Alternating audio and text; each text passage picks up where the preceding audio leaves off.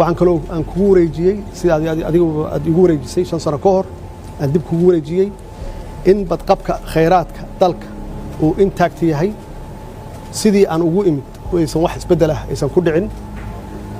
arrinta badda murankeedii inay soo afjarantay ay soo dhamaatay sanadkii la soo dhaafay oo halkaas runtii aan ku guuleysanay waxaa intaas dheer hawadii dalka inaan soo celinay hantida ummadda Soomaaliyeed u dhaxaysa hadday tahay dhismo iyo hadday tahay dhulba inaba ha yaraatee sideedii inay tahay oo cid milkiyad aan ku wareejiyey in aysan jirin waxaan kaloo kugu wareejiyey